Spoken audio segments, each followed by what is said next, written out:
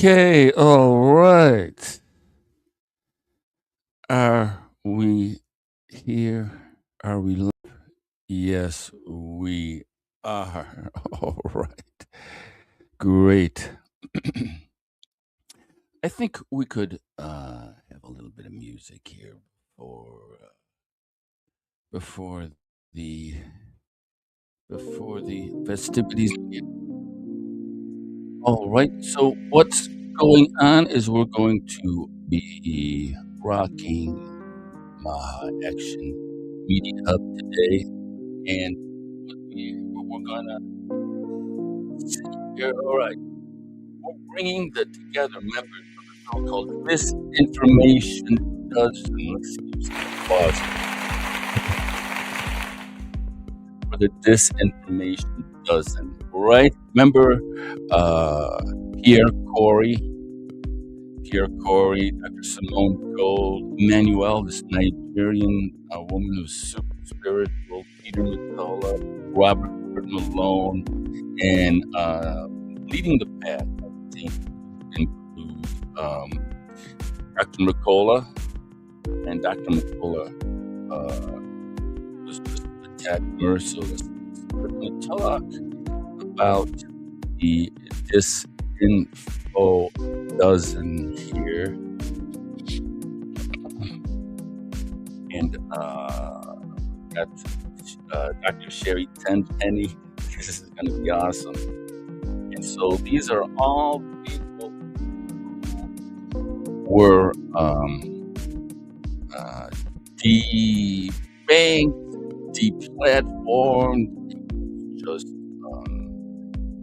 ridiculous. And so we're going to take a look to see what's up and what's. I don't know about anyone else. Anyone else have a story of debanking or getting their videos pulled?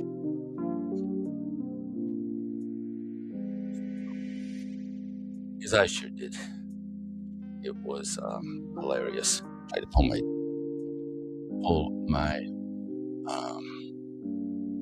videos off of YouTube. So we're just gonna kind of chill and look forward to. So okay, here we go.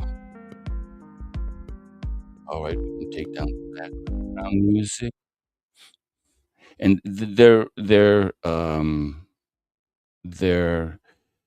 it's just 4 stars, right? The way that they put this together, the way that they put the um,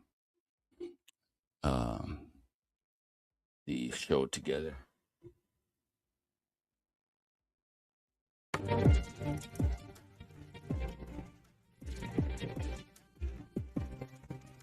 Right, we don't see anything.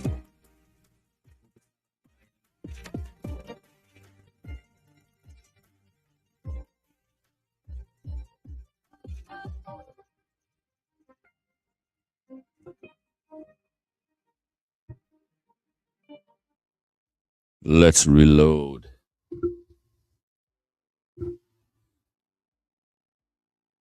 Come on, let's. These. This is what it's like live. All right, there we go. Starting soon. So they just have an excellent, absolutely excellent. Should we give it some bass, maybe? Yeah, the bass, treble. Excellent, just ridiculously powerful. Um,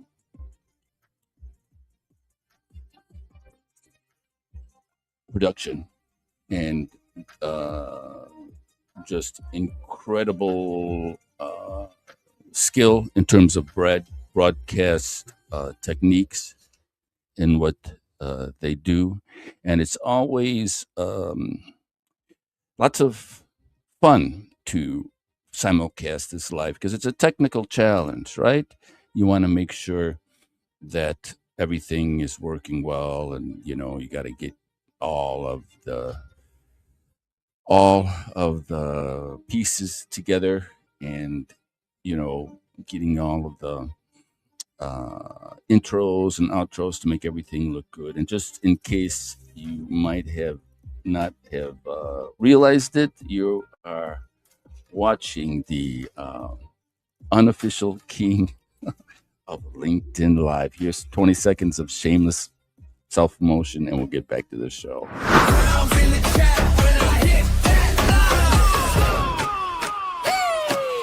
Unofficial king of LinkedIn Live. And on the replay ride, yeah. Hit that follow, keep that streak alive. Oh, right. I think that was pretty fun. What do you think? Some applause. Okay. Not very happy with their applause here and StreamYard. So, yep, I'm monitoring the feed on my phone here. Okay. So, feel free to comment, chime in. Let's get the discussion going. We're at a very unique opportunity here in history, where we can change a 100-year-old embarrassment to humanity, which is the cut, drug, and burn techniques of MD-directed medicine. I mean, come on, where are we? What universe are we in? That makes sense. Bless me, Father, for I have sinned has turned into drug me, Father, drug me, Doctor, for I have symptoms, Okay, here we go. Countdown has begun. Rocking and rolling. Let me just check my messages here. All right, everything looks good. We are ready to rock. In fact, I'm going to take my messages before we go, and I'm going to stick them up there. Oops, sorry about that. There we go. That makes better sense. How's that doing in terms of... All right. Looking good.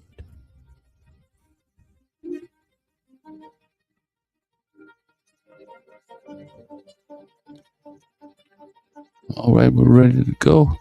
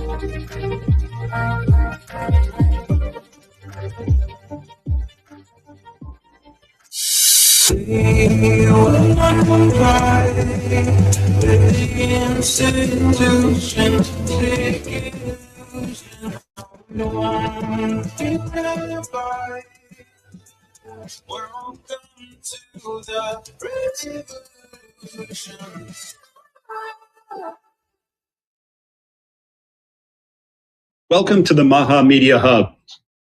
Welcome to the MAHA Revolution. I'm Tony Lyons, president of MAHA Action. Let's start with a hard truth. Right now, American children are the sickest in the developed world. 1 in 5 is obese. Childhood cancer is up 40% since 1975. Half of all kids have at least one chronic disease, and roughly 70% of what they eat every day isn't even food. It's an ultra-processed food-like substance. These aren't opinions. These are facts on the ground. And this isn't an accident. This is a system functioning exactly as it was designed to function. Much of our food is engineered to hijack our biology and drive cravings, not health. Our healthcare system is built to manage profitable symptoms, completely ignoring the root causes. And the same industries getting rich off chronic disease are pulling the strings of the institutions supposed to protect us. That's not a conspiracy theory. It's a business model, and it ends right now. But to fix our bodies, we have to fix what we are allowed to say. Clean food and safe medicine are the foundation, but the engine of real change is the First Amendment. We all saw how fast those rights vanished. During the COVID era, debate was shut down, open inquiry, the lifeblood of true science was crushed by top-down authoritarian mandates. Many of you paid a massive price simply for asking real questions. When Secretary Kennedy stepped into the political arena, it was to fight that exact censorship. He saw what happens when establishment silences families. The MAHA movement exists to be the megaphone for every American who refuses to shut up and comply. Because a right you don't use is a right you eventually lose. You can't separate free speech from health. If you silence scientists, science just becomes whatever the people in power say it is. True science requires ruthless debate and the absolute freedom to follow the evidence wherever it leads. And today I have massive news. Less than 24 hours ago, MAHA won a colossal victory for free speech. In 2022, a coalition, including Dr. Jay Bhattacharya, sued the Biden administration in a case known as Murphy v. Missouri. The evidence was undeniable. The administration colluded with tech giants to silence Americans who called out Dr. Fauci's bad science and the tyranny of the COVID era. Yesterday, we won, and the case was settled. A 10-year consent decree now legally prohibits federal agencies and the White House from ever enforcing or forcing companies like Meta, Google, and Microsoft, or anybody else, to throttle our voices again. We owe a massive debt to Secretary Kennedy, who's been a relentless defender of free speech, and to President Trump, who ended this censorship in his first week in office. But we're just getting started. This movement is about standing up to intimidation. It's about choosing truth over compliance. Today, we stand with people who took the hits, people who spoke out and never backed down. Sayer G, Dr. Ben Tapper, Dr. Christiane Northrup, Dr. Sherri Tenpenny, Rizza Islam, and Erin Elizabeth Finn. The establishment branded them the Disinformation Dozen. They were deplatformed, smeared, and attacked from every angle. But they didn't cave. They held the line for medical freedom. And history will remember them as heroes. And today, they're here to tell their story. You know, there's a great line from one of my favorite books, The Old Man and the Sea, and it's, "A man can be destroyed, but never defeated." And none of these 12 were ever defeated. And now they're rising again to fight again, stronger than ever. And their fight is our fight. It's a choice between a system that profits from sickness and silence, or a new reality built on transparency, accountability, and actual health. We're also joined by relentless fighters like Senator Rand Paul, Stuart Brotman, Mary Holland, Gary Brecka, and Dr. Eric Berg. Please welcome our first guest. He's a proud member of the Disinformation Dozen, the chairman of the Global Wellness Forum, founder of Green Med Info, and one of the most unapologetic MAHA warriors living today. His name is Sayer G. Welcome. Mute. Oh, he's muted.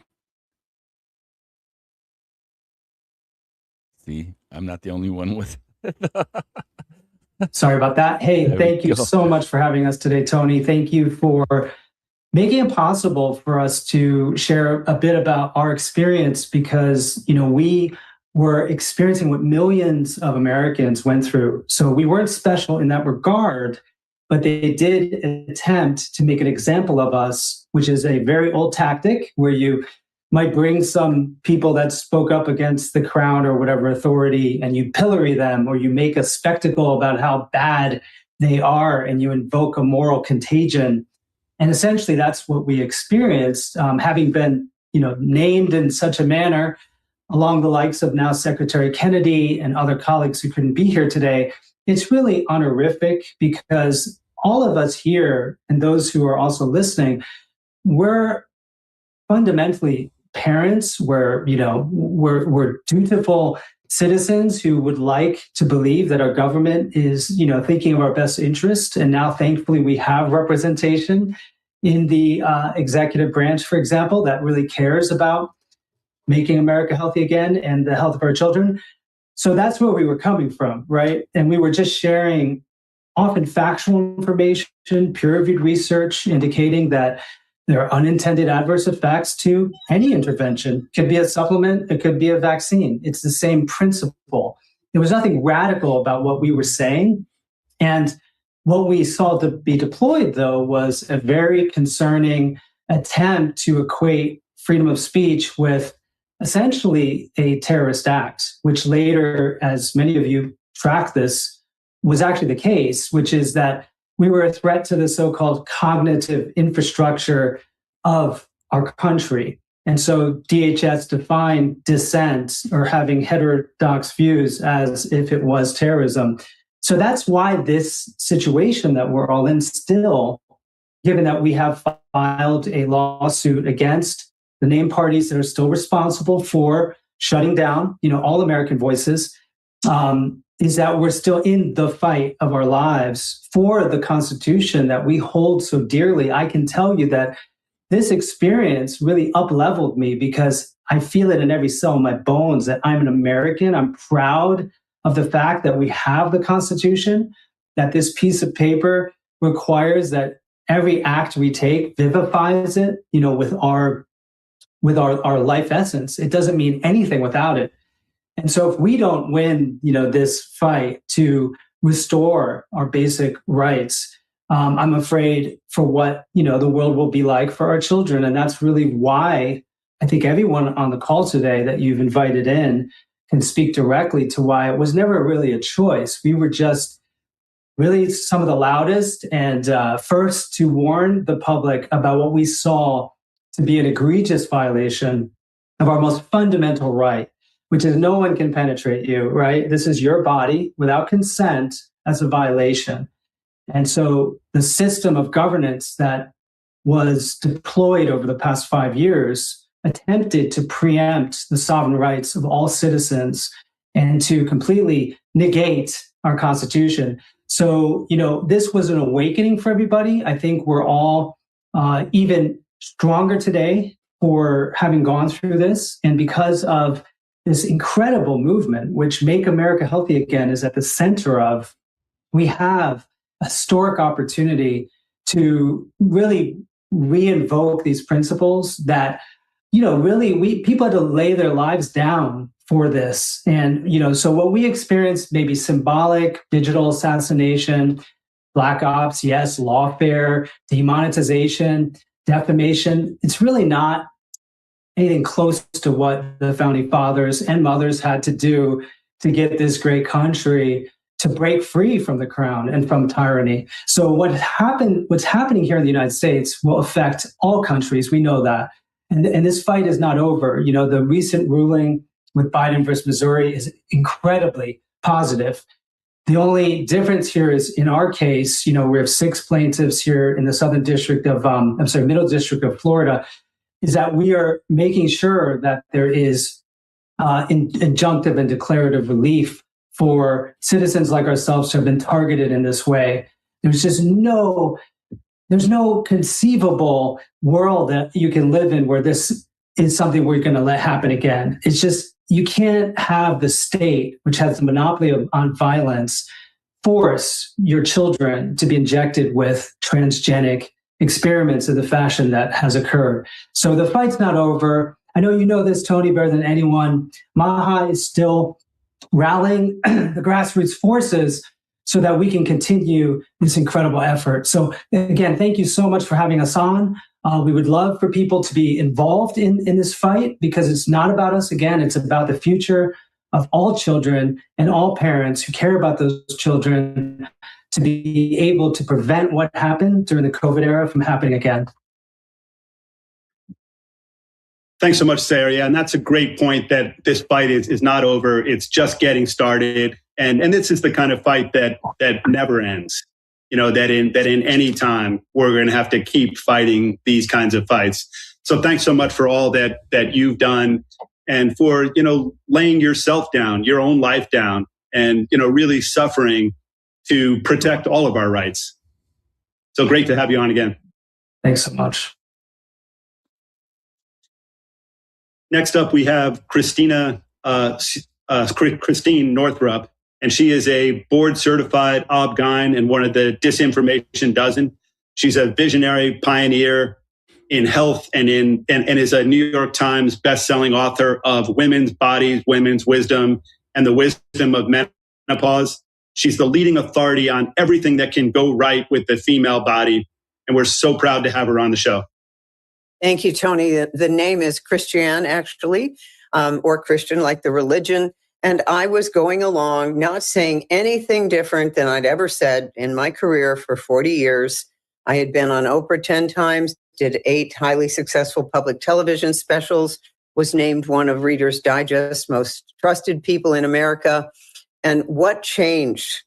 Nothing changed with me. Everything changed with the powers that be. I was talking to someone yesterday, and they said 9/11 brought us together, and it did. That's the first time I enjoyed going to New York City.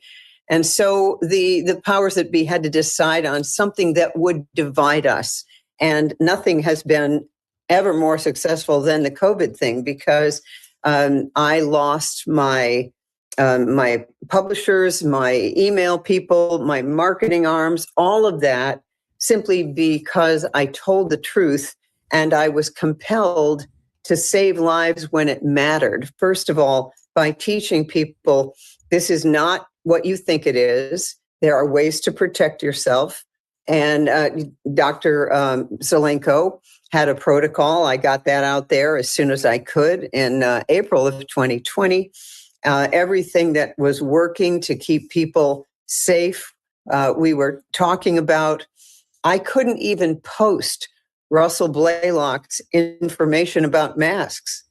This is when I found out Facebook had all of these censors. I'd never seen anything like it, and I actually couldn't believe it, because I had spent 40 years being able to get my message out. And my message always included the fact that vaccines are neither 100% safe nor 100% effective. Why was this one any different? So starting in March of 2020, when they began to lock us down, I knew that solitary confinement is not even allowed in prisons to the extent that you could lock down the entire population. I knew people in New York City who never hugged another person for 6 months. And so what I did, starting December of 2020, I thought, what is the most health-oriented thing I could do? And I had people come over to the house, and we started a little group called Maine Stands Up. We were inspired by Pam Popper in Ohio. Make Americans Free Again, her MAHA movement. And what we did is we got together to sue our governor about what cycle threshold was she using to lock down the state, knowing full well that everyone was using a cycle threshold of 40. And so that didn't go very far, because we began to learn about the lawfare. When I was named one of the Disinformation Dozen, someone just sent me the thing, and I laughed. I couldn't believe that this was actually happening. Since then, I've lost PayPal, I've lost Venmo, and have had to rebuild what was a very nice career, have to rebuild it almost starting from scratch. So this has been a very big deal. On the other hand, when you are tried in the crucible, you become stronger. And my faith has grown dramatically. I have learned that there are forces that are not really even human that are behind a lot of this. And as a result, we go forward. As Sayer said, we're not done. We are still shadow banned all over the place. And if we're shadow banned, you can imagine everyone else is too. But I trust in God and know that this is going to end okay. And like Sayer, and like all of us, it's interesting. When the Disinformation Dozen thing happened, most of us doubled down. I mean, we just went out there, and on my own dime, I went and spoke everywhere and never got paid, and just knew that I had to get the message out when we could save the most people. And that's exactly what we did. Would I do it again? You bet. You bet. Okay, great. Thanks so much. We have someone who's going to help me moderate. Let's welcome Susan Morato.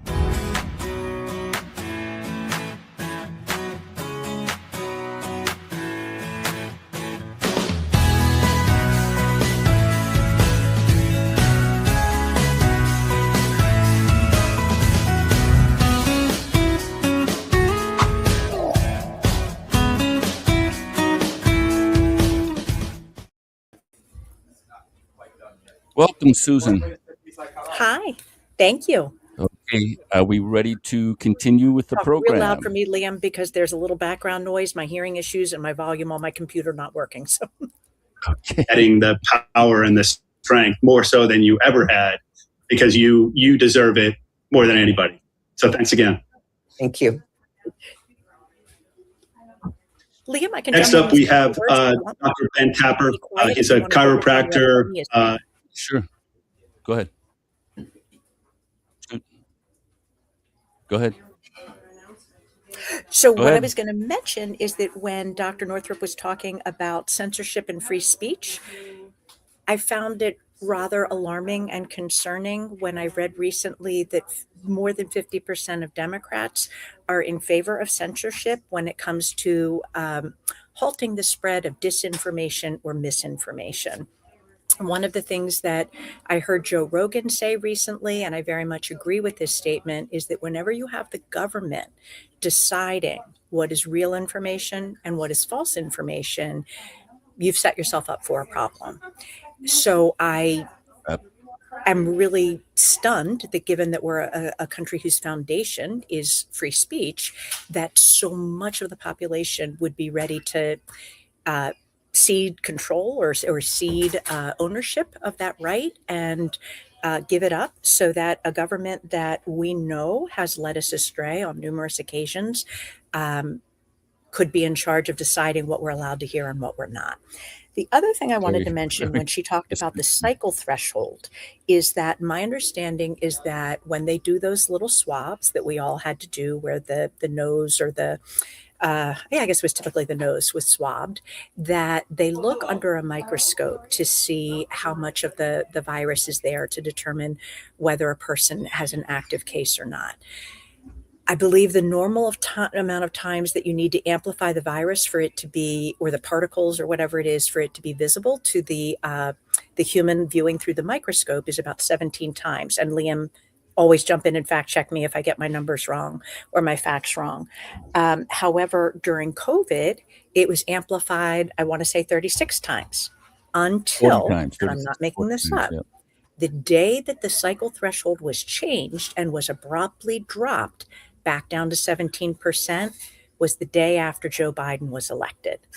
The reason I believe was that in this way, there would suddenly be a significant drop in positive cases of COVID, and it could be sort of aligned with and synced with good things are happening now that Biden is president. There was one other thing I was going to say about that, but I am not remembering it. I know what it was. It was that I heard a doctor say there are many things that if you culture our throats, for example, a lot of us will be positive for strep throat. But if we're not experiencing a sore throat, if we're not experiencing a high temperature, what have you, we're not considered to have a positive active case of strep throat. By contrast, during COVID, there were people who said, I feel just dandy. I have no idea. Like I'm mowing my front lawn. I'm doing cartwheels. I feel great. But they claim I've got COVID, so I guess I need to stay home. So now we know they didn't really have an active case. What they had was a test that had been deliberately over amplified so that it would come up positive. Brilliant And points. Liam, please clarify All right. if anything is confusing, because I'm a little scrambled in the head with all the driving and so must forth. protect freedom of speech at all costs. That's why we're fighting against this with everything we have. We're taking it to the courts. And so we're trying to do the best we can at fighting back. But again, the good thing about this whole thing is that more people are talking about vaccines than ever before. More people are waking up to this whole tyranny and this broken healthcare system that we live in.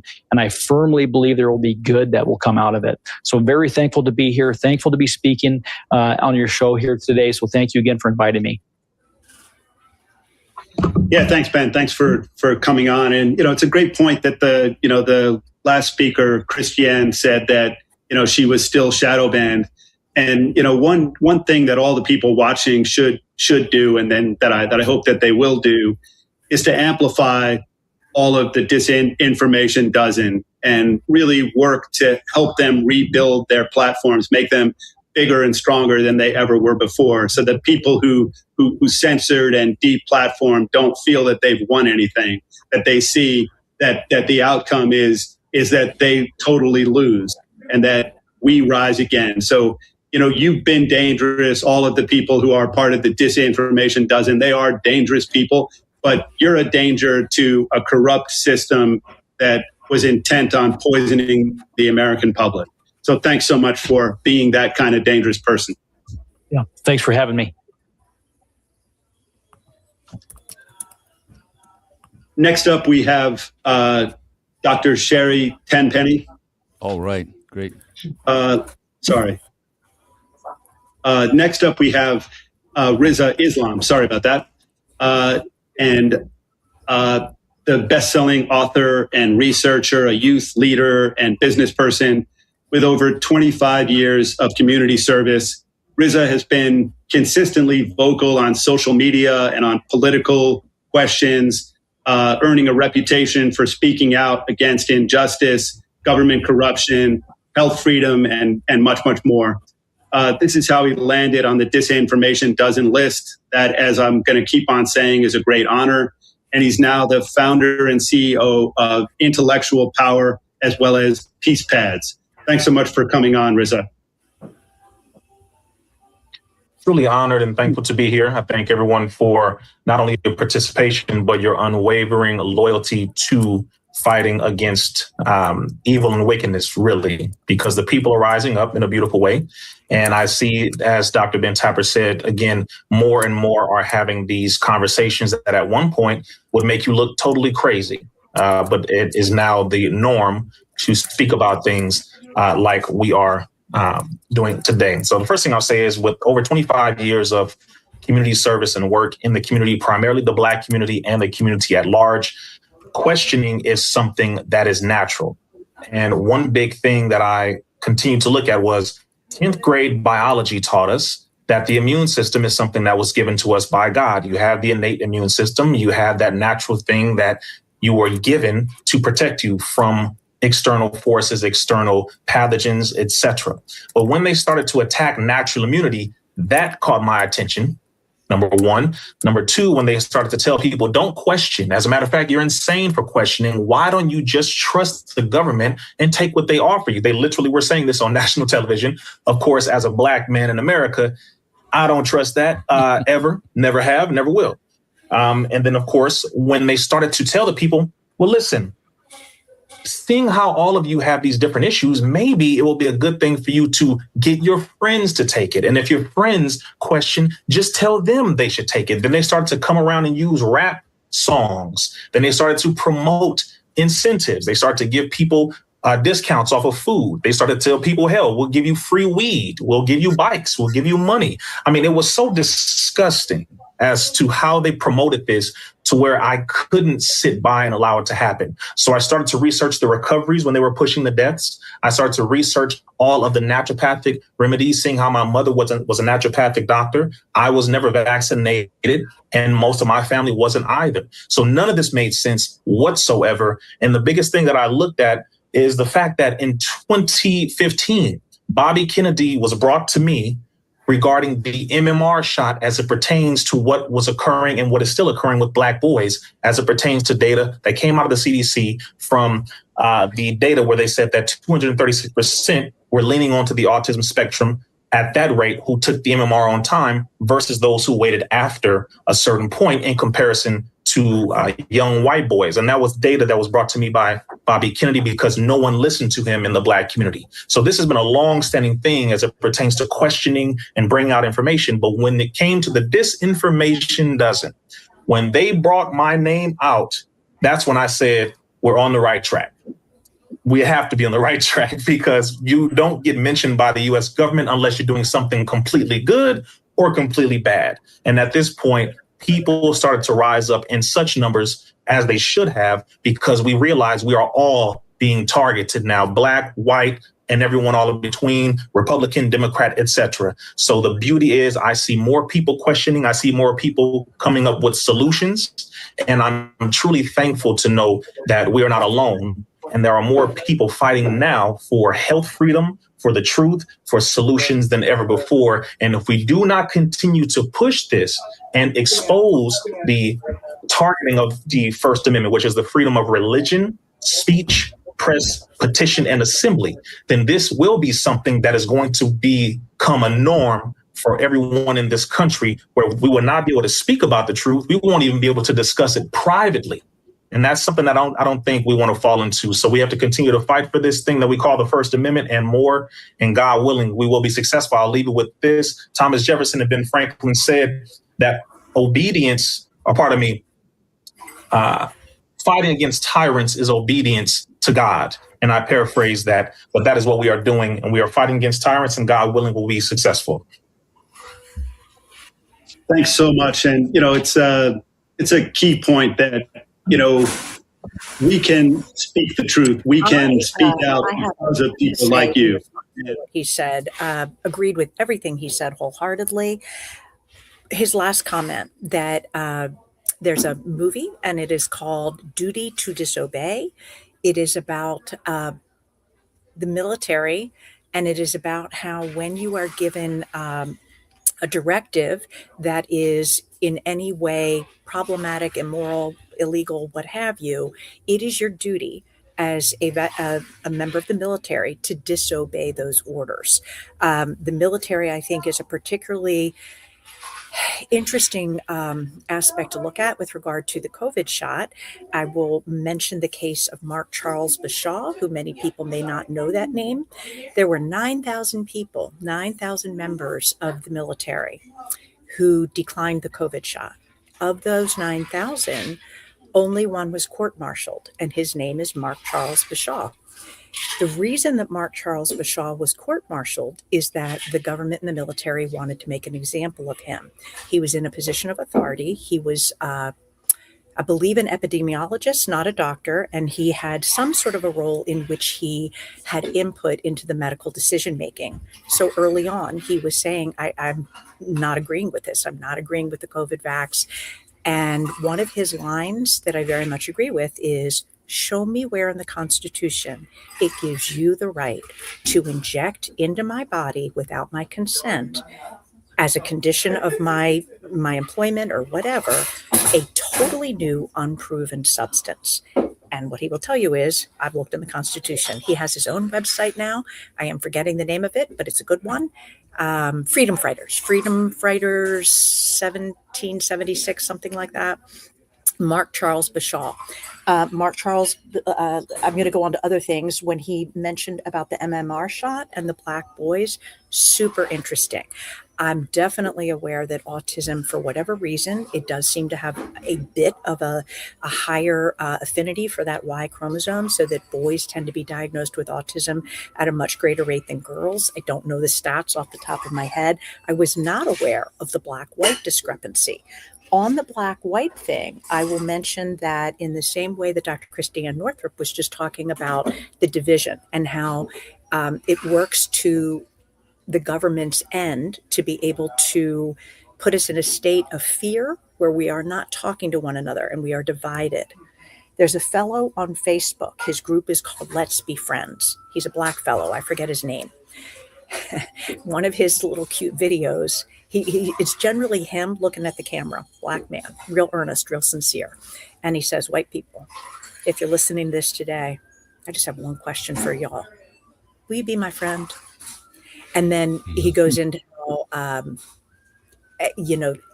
one of the things he says is, people are scared of Black power, or rather white people are scared of Black power. Black people are scared of white power. And what he says is the scariest thing of all is if those two groups are not divided and instead come together, then the government has something to be scared of because we're not in separate entities. I think we ought to go back and listen to what Dr. Sherri Tenpenny is saying. Is that was the method that I used to pay my employees that were all across the country, and two of whom live in Canada. So that became a real problem. They deplatformed me from Podbeam on the very day I got an autoresponder email that said, "Congratulations, you just reached 1 million downloads on your podcast." And so there was no appealing to anybody. They just wiped the account and it was gone. And we're still heavily censored. We're shadow banned on X. I'm still just not allowed to be on Facebook. I have secondary accounts on Instagram that are set up through my team and my staff. I'm still permanently banned from PayPal. We're shadow banned on our emails. So this is an ongoing problem. And that's exactly why this lawsuit is in place, to be able to stand up against the government who colluded with big tech to do all this censorship. And this lawsuit that we're going forward with isn't just about us. In fact, it's barely about us. We are representatives for the rest of the American population, that we don't want this to happen again to them. And we want to be able to take a stand and say the government and big tech cannot collude against American citizens to censor their free speech and to get out information that could save lives, and which they did. And so we're all here to represent the Disinformation Dozen from the things that happened to us, the things we were trying to get out, and the things we want to never, ever allow to happen again in this country. Thanks so much, Sherri. And, great points. MAHA is always going to be for open dialogue and debate. And, we all know that. Yes. Thank you. I just wanted to say that when she was talking about information that would save lives, I remember vividly during the pandemic that there were doctors saying, I know that the protocol that I'm offering up is not evidence-based. We don't have time for evidence-based because that takes however long it takes. So we've got people dying now. I'm telling you that it may not be the biggest sample size, but I've treated 100 people with my protocol in their home, high-dose vitamin C, molecular hydrogen, nebulizing various mixtures. And so far, not one person has died and not one person has had to go to the hospital. That's not bad. So why can't I show that information? But as we all know, those doctors were silenced, they were attacked, they were blacklisted, all the rest, canceled. Thank you for the opportunity. Sorry, continue. Yeah. Continue. Good. So we have a very brave senator and a fighter for free speech, medical freedom, and real science. Science that serves the public, not corrupt corporate science. He's been a strong backer of the MAHA movement and its goals and its principles. And he's the author of an incredible book called Deception, the Great COVID Cover-Up. Thanks so much, and welcome, Senator Rand Paul. All right. Thanks, Tony. Good to be with everybody. As most of you know, I'm on the HELP committee, And we are, or have before us, MAHA advocate Casey Means' nomination to be Surgeon General. It's being held up, though, at the committee. It should have been out. We should have voted long ago. I would urge all MAHA supporters to write and call Chairman Bill Cassidy, Senator Susan Collins, and Senator Susan Murkowski, all of whom who do not currently or have not been vocal in their support for her nomination. I would make these phone calls polite. I would make the emails polite. We don't get any benefit if they're angry, or if you make the people angry you're trying to persuade. So do it in a nice way, but try to encourage them to vote for Casey Means. Casey Means' nomination is stalled really due to what they consider to be her great offense, advocating for vaccinations based on informed consent with your healthcare provider. For holding this simple thought crime, the public health establishment has engaged in character assassination to tank her nomination. They've accused her of being unqualified for the role simply because she is not a practicing physician, even though she has a medical degree from Stanford Medical School and was accepted into an extremely competitive surgical residency. Casey Means dares to say the foundation of our healthcare system is not to help people get healthy, that currently our system is spending trillions of dollars maintaining people's chronic illnesses without any sense of personal responsibility.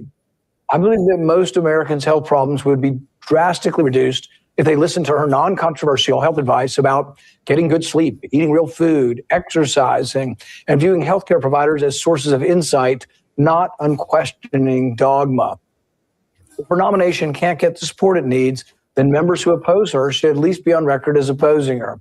The Health Committee should call the question and make senators vote on Casey Means' nomination as soon as possible.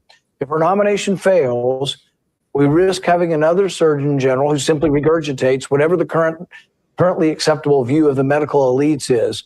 President Trump, Secretary Kennedy, and the American people deserve better. I call for a vote as soon as possible. Liam, if you thanks so much, Rand. And one of my comments is that Rand Paul has a fabulous book out. The book is called, I believe, The Great Deception. It's about everything that happened during COVID. Strongly recommend that book. I would also, on the topic of informed consent, quote what Aaron Siri said the other night.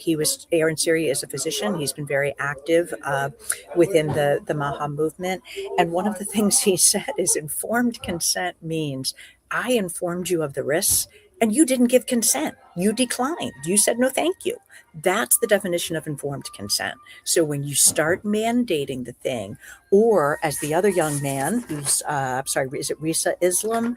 I don't know if I'm saying that correctly, as he said, you shouldn't have to incentivize people. There shouldn't be a big bag of M&Ms for you because you took a shot. All right, let's go back to Tony. Back to the show.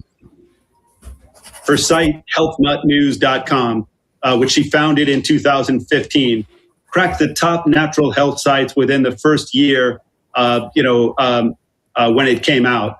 And today she continues to teach millions things that they really need to know, but things that, like all of the other people on this show today, are dangerous to the corruption, to the deceit, and to the greed of a very small number of large corporations and corrupt people. So thanks for the work you've done, Erin, and thanks for coming on today.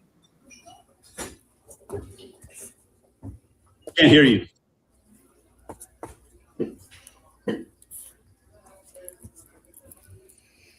Thank you. Thanks for having me, Tony. And I get to follow up Dr. Rand Paul, who's kind of one of my heroes along with his father, but we're going to do this. So sorry about the mute. It's an honor to be here with all these great people. A lot of my heroes here today who have been through, many of whom have been through a lot of this same stuff with me. And my story is a little different. I'll be quick, but I know some people, some of the Disinformation Dozen that I'm in have explained they never were vaccinated. And I lived in an orphanage for a while after my birth mother had a very bad pregnancy, to say the least. And then I had encephalitis, which is on record and recorded from the DPT.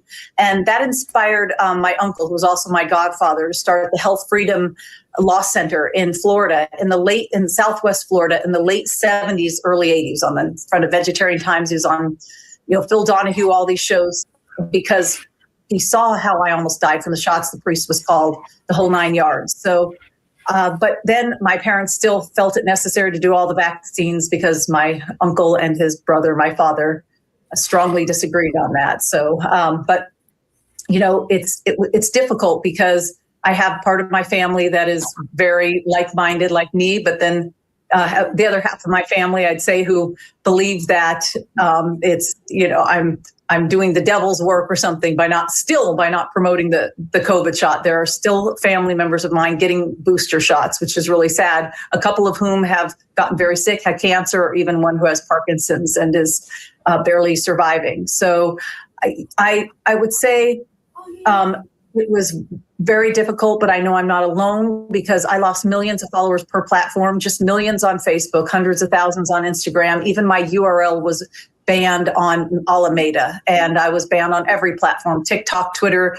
Pinterest, every single major social media platform. So I do have X back, Twitter, thanks to Elon Musk. So I'm very grateful. And I know that we, like a couple people have said, Dr. Tenpenny and I think Dr. Northrup, that we are still shadow banned even on the platforms that we do have. So that needs to change. And I know we are not alone.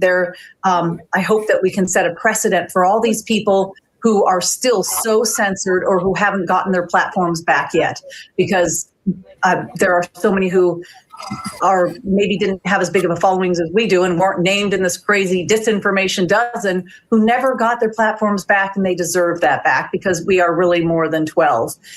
So I think that's important, and I'm grateful to you and to Children's Health Defense, you know, and to everyone who's bringing attention to this. Because as I just said in another earlier interview today, some people went out and initially I built those platforms back up, but Meta especially just took them right back down. I build up tens of thousands again, maybe even hit nearly 6 figures on one, and they just cut you right back down and ban you again. And so it can be really frustrating. And I know some people here said that they went out and did every speaking event they could do. And for me, I'm very open about the fact that I, you know, for the first time in my life, kind of went into a deep depression because I felt like my canvas was taken away.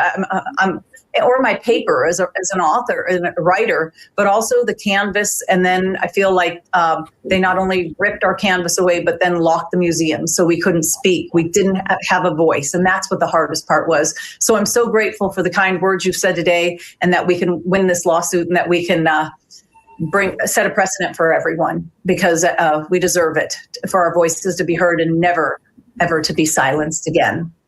Thank you.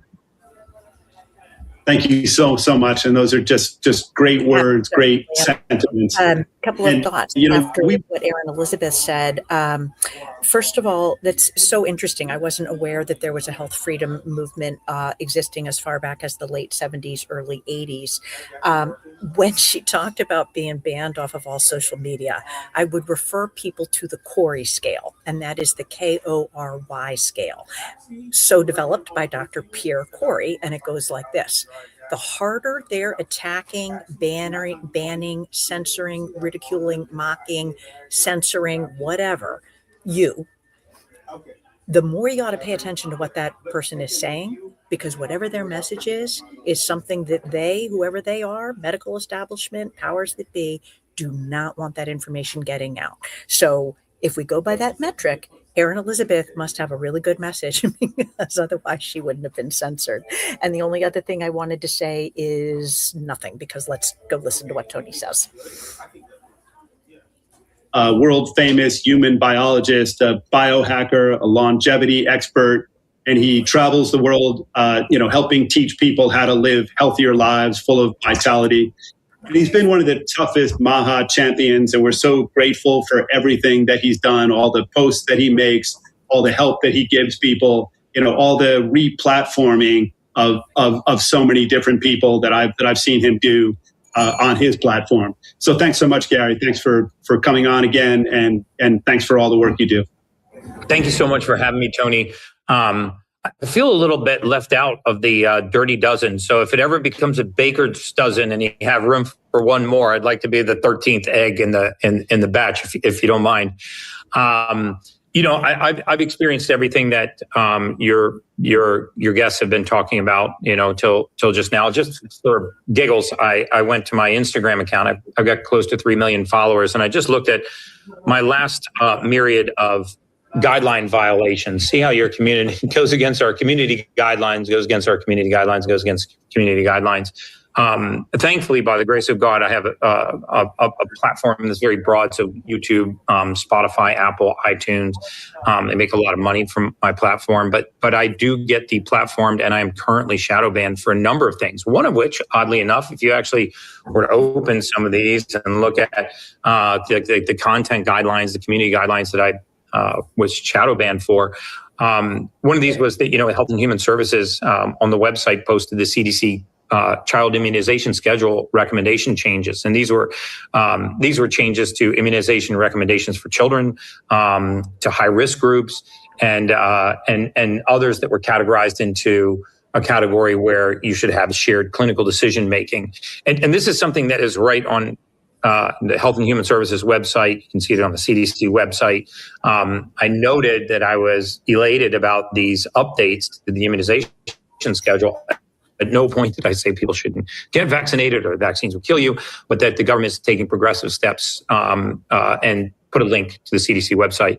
Sometimes, for giggles, I won't even do a post or a narrative.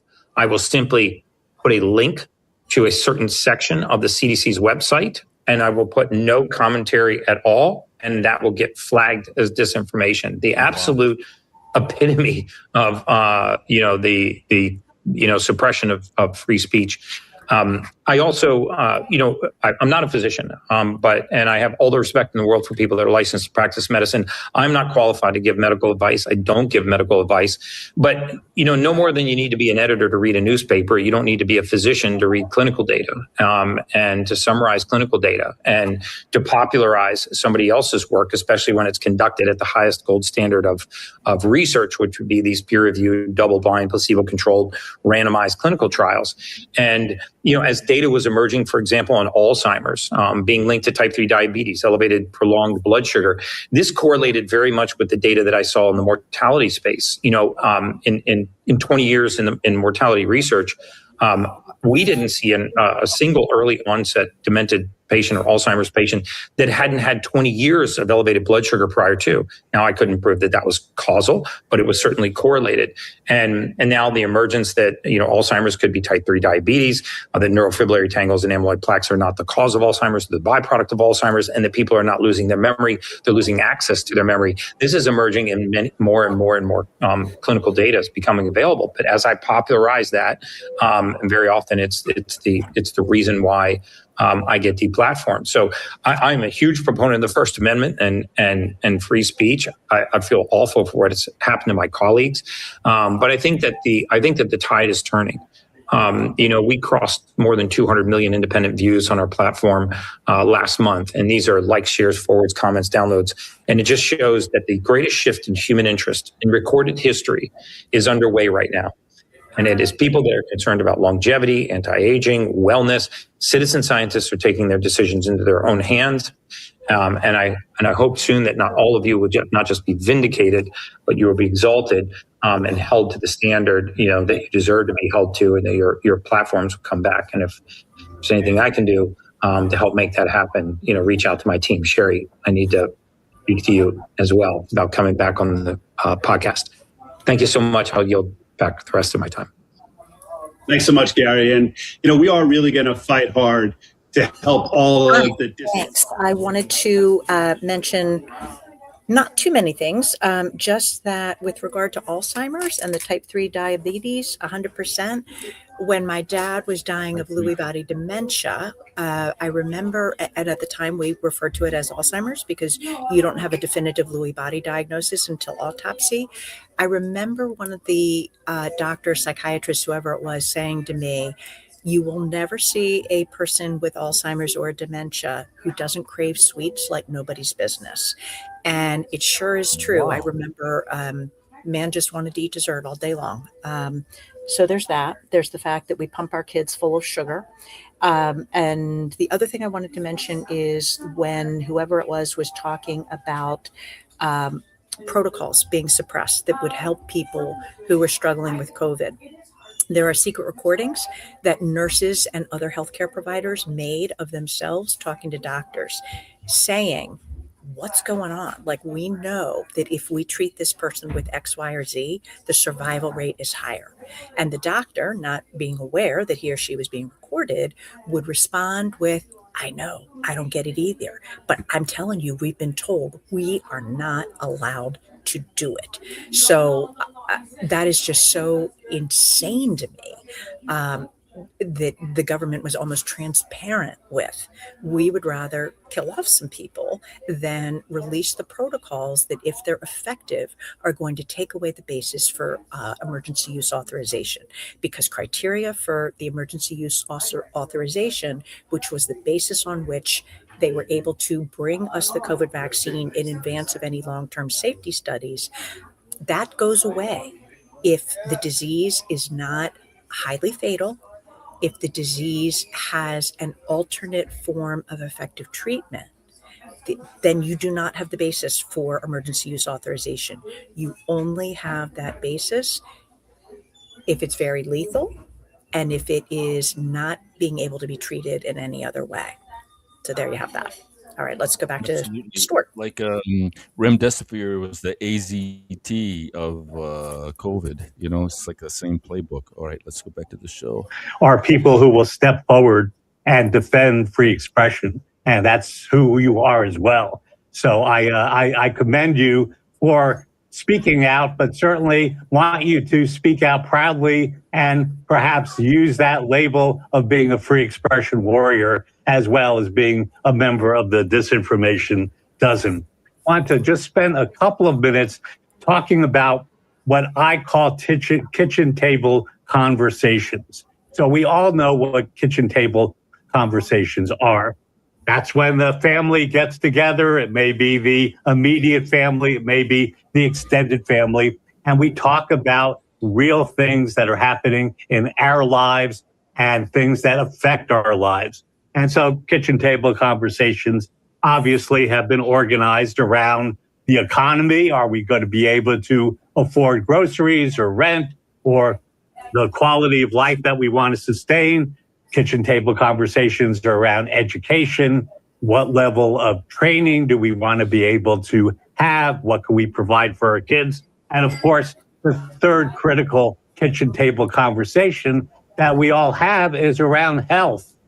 And now I think it's fundamentally important to bring free expression into the kitchen table conversation. So few of us actually sit around with our families and talk about free expression. And free expression has a direct link to some of these other conversations, because if we can't speak openly about health issues, for example, we may not be able to make the decisions that we're talking about around the kitchen table. So I think it's important as a cultural, but particularly as a matter of our families, to be able to talk about how we express these ideas and to do it at a very intimate level, which is obviously not just on social media, not just through a number of platforms, but be able to bring it down to a very personal level to the people that we support, that we love and care for. So think about kitchen table conversations and how you, as free speech warriors and getting other free speech or free expression warriors, to begin these kitchen table conversations. Thanks so much for having me. Thanks, Stuart, and thanks for renaming us free expression warriors. And, clearly it's true that you can't have, real kitchen table conversations, that you can't have real freedom if you don't have real dialogue and if you don't have access to information. And that means hearing things that you disagree with, that you can talk about and wrestle with. So not just getting some kind of truth from a third party and then regurgitating it, but really getting the building blocks of ideas. And that can happen at the kitchen table. It can happen anywhere. So thanks so much for writing the book, for coming on the show. and for all the work that you've done for many, many years. Thank you, Tony.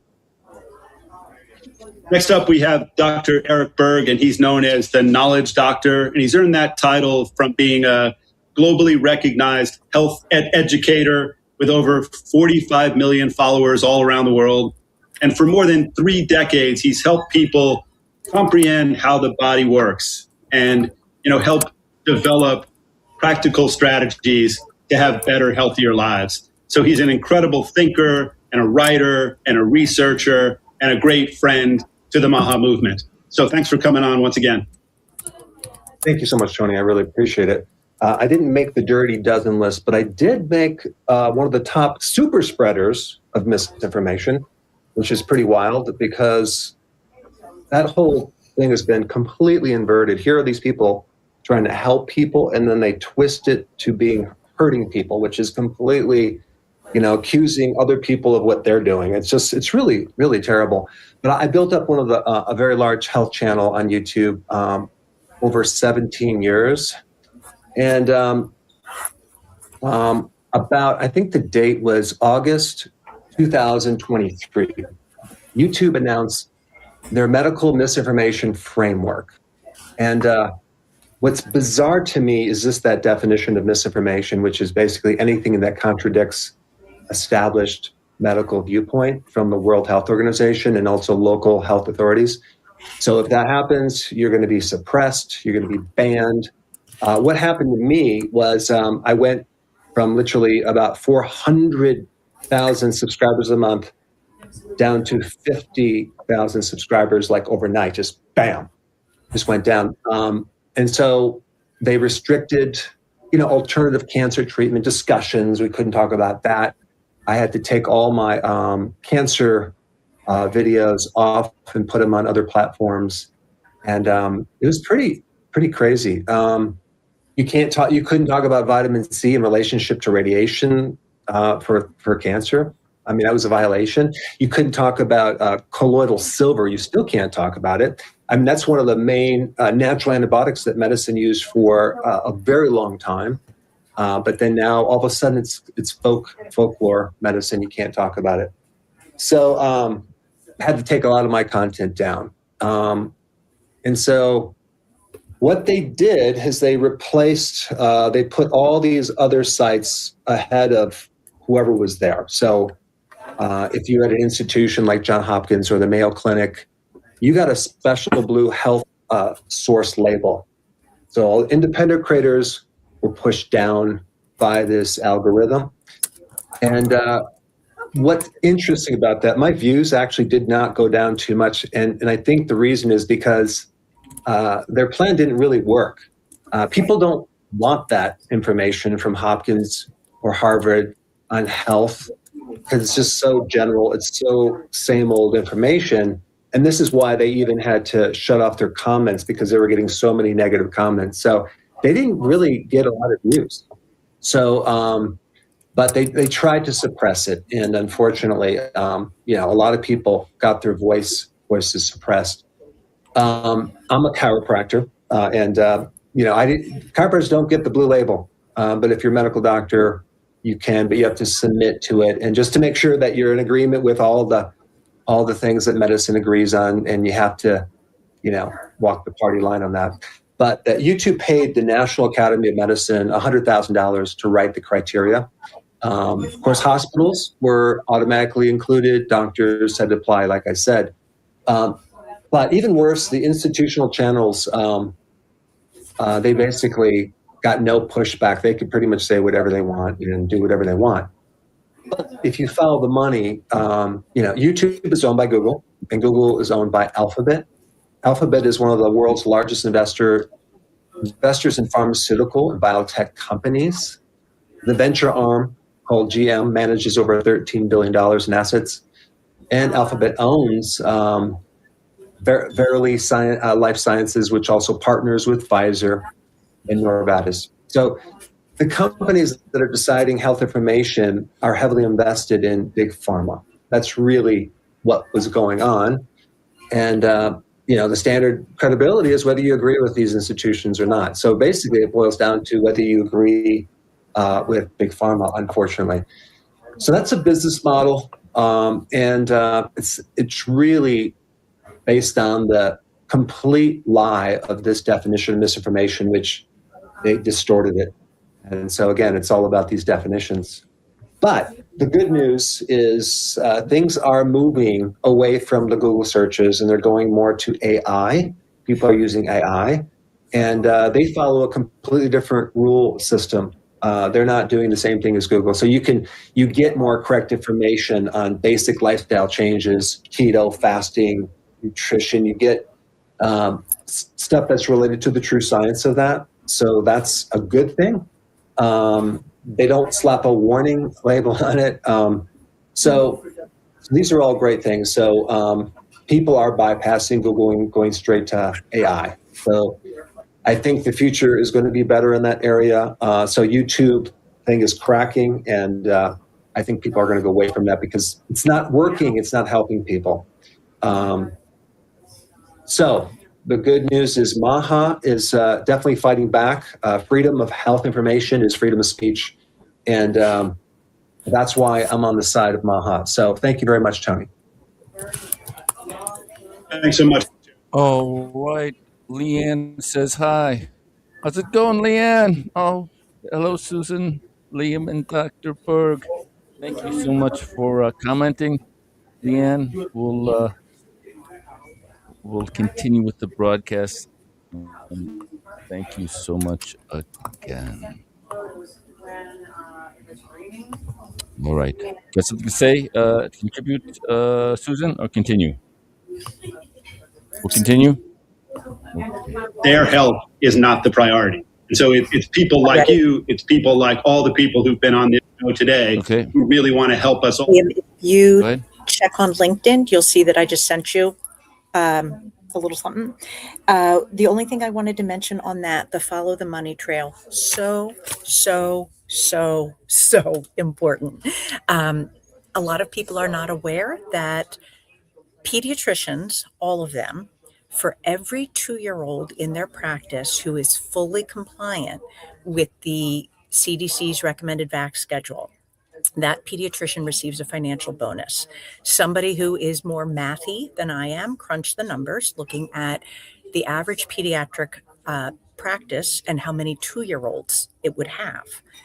So the number, if a pediatrician were able to get every single 2-year-old in their practice fully vaccinated, when you add up the bonus for each and every child, it can come to between $100,000 and $200,000 a year. So although there are people like Paul Offit who will say the however many billions of dollars, I think it might be 18 million or billion, I can't even, I think this is 18 million that he's made off of vaccines. And then he will look the camera straight in the eye and say, but that doesn't influence my decision making. I really think the vaccines are good. The other place to be aware of that is heavily influenced by money is the FDA and the CDC. If you look at who their financial donors are, and one of the two has it right on their website. I believe it's the FDA.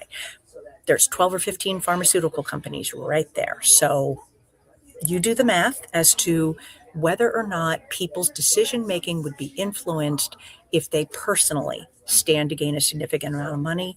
The other fun fact that I will toss out is that in studies, and I can pull it up, it's a reputable journal, the average doctor is swayed by a $20 lunch from a pharmaceutical rep, and following that is statistically more likely to recommend the medicine that rep introduced him or her to than an equivalent medicine for the same condition. Just fun facts we should all be aware of. Let's go back to Mary Holland. Let's go back to Mary, but first let's shout out to Leanne again. She says she's gonna stay quiet. Don't stay quiet. We love it when you engage. She talked a lot yesterday. Yes, Leanne, you were the life of the party, and we appreciate it. Okay, back to the show. pass a resolution that says they're not going to do again what they did during COVID. No science, no hearings, no input from the public, and doing things that were explicitly in violation of our Constitution. We look at it, it's right on our webpage, or go to covidjustice.org. Let's make sure this never happens again. Let's make sure that everybody understands that emergencies don't suspend the Constitution.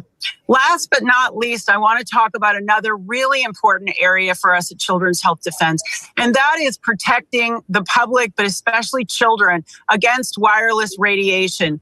The government, unfortunately, has not put in place, the Federal Communications Commission has not put in place appropriate exposure standards for radiation. They're outdated. They're not based on all of the science. They're too high. There are 10,000 studies.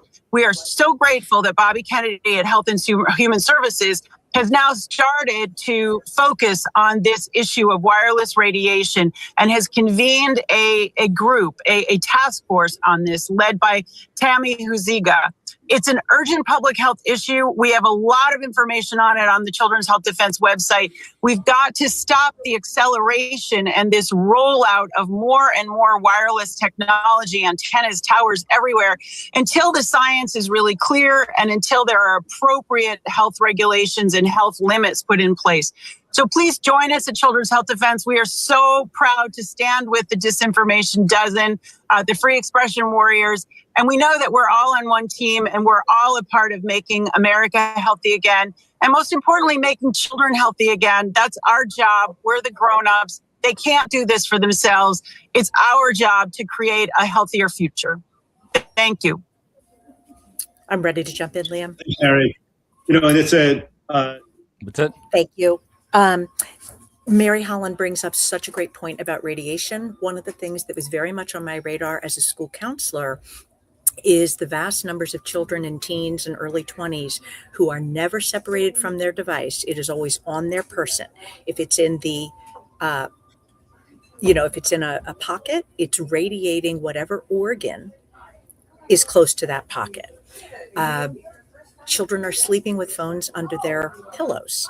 So at that point, the radiation has only several inches to go through from the device through the pillow right into the child's sort of cheek ear area, i.e. the brain. That, in my opinion, is a huge contributor to why children's anxiety levels have spiked so much, although clearly there are a multitude of other contributing factors. Children also absorb up to 10 times more radiation than an adult would from the equivalent amount of exposure to a device. Their tissues are thinner, and I'm not quite sure of all the whys because I'm not medical enough, but into their bone marrow goes up to 10 times more radiation. There are devices that you can put onto a phone to minimize the amount of radiation. I don't have one on my phone at the moment, but what I can do is show you. Let me make sure that you can still hear me when that came out. A device that I wear around my neck. It is called an AIRS Tech, and it looks like this. It is a radiation mitigator to a degree. It does not prevent radiation from being around you. What it claims to do is transform the radiation into some type of a form that is less problematic for the human body. At any rate, you can get one of these little gizmos, and there are tons of other companies that make tons of other technology. There are Faraday bags. There are, Liam, feel free to jump in if you know a few, that you can get that 100% will reduce to some degree the radiation that you or your child is exposed to. But at any rate, they make these little gizmos. You can slap it on the back of your phone. You can wear it around your neck like I do. I would love for one of my daughters to wear one. She is a flight attendant. Flight attendants are exposed to more radiation than the rest of us, which is one of the reasons that they have higher rates of certain cancers. Let's go hear what Russell Brand has to say. Optimistic in the institutions of power in your country that are supposed to hold together civic life. Is there anyone left that thinks that the judiciary is primarily interested in instituting justice? Are there any people left that imagine that wars are primarily undertaken in order to protect and preserve the way of life of ordinary Americans or ordinary Israelis or Iranians. It's a time of so much constrictive and corrupted power that what was once called quietism, isolationism, the idea of a kind of a monastic retreat, of living, of acquiring some land, of growing your own food, of being in control of your own energy, a kind of a return to nature, seems so appealing. Tony, what I get from you is that you're very engaged in the fight, that you've made a personal commitment to remain engaged and to take up the slack that may be left when the first round of leaders, in some ways blessedly, entered into positions of real power and real influence, and we might speculate entered into a territory of necessary compromise, where suddenly you're not outside the tent, you're within that tent having different conversations. You know, when you did that MAHA event in DC, and I was there, and you know, there were people there from Walmart and Neuralink, and I recognize these are sort of like great big organizations and institutions that don't, just because of scale, need to be regarded cynically. Not every giant is Goliath.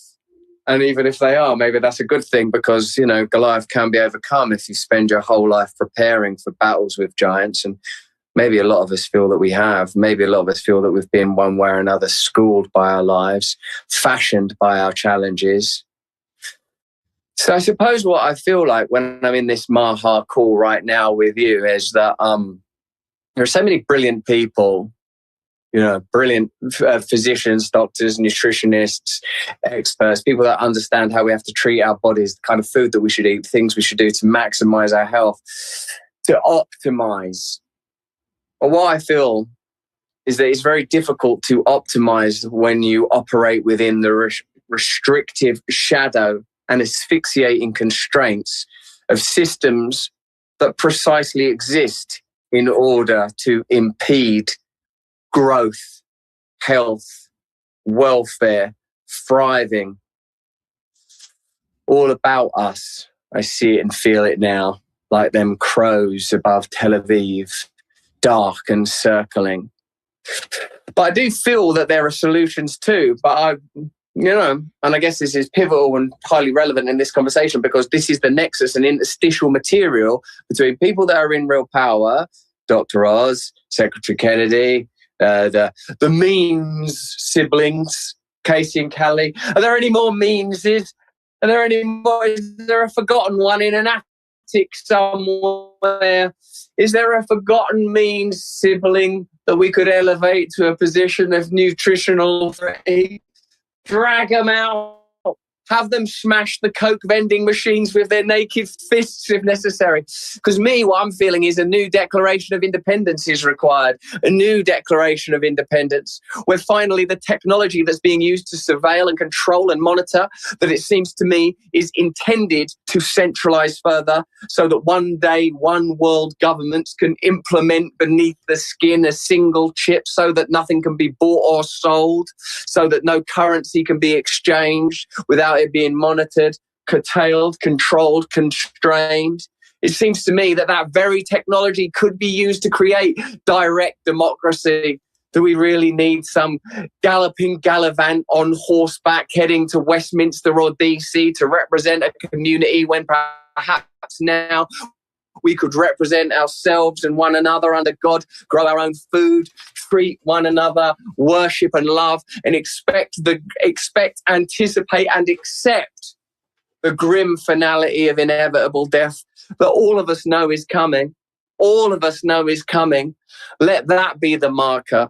Let that be the horizon that we look towards, spending all of our time erecting false gods, occupying false temples, living within institutions that we know bow down and worship Moloch, Baal, Baphomet, the necromancer, he who walks backwards, the follower of the left-hand path. Oh man, Tony, I need your optimism. I need your leadership, because I feel that what we need is revolution. Thankfully, we have revolutionary leaders. here on this call. Thanks, you lot.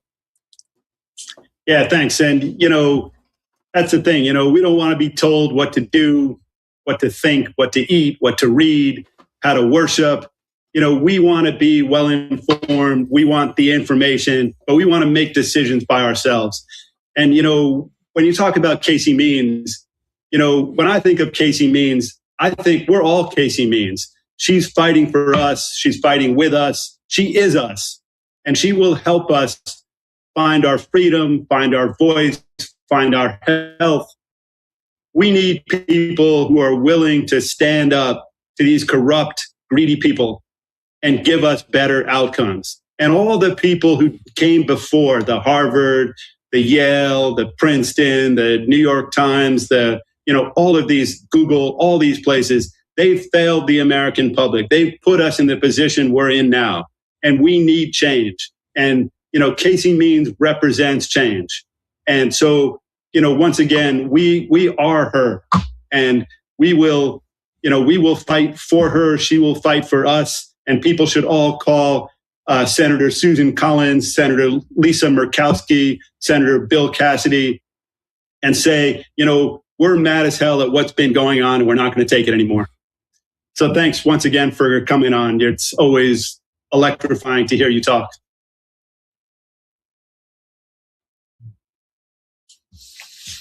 So thank you for all of you for joining the MAHA Media Hub once again. Want to say quickly that Jan Jekielek came on last week to talk about his book, Kill to Order.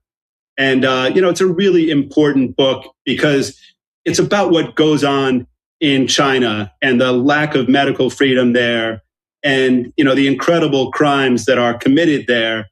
And it's a warning for all of us about what can happen and what we've been heading towards and what we at MAHA won't let us continue to head towards. So that book made number 8 on the New York Times bestseller list this week.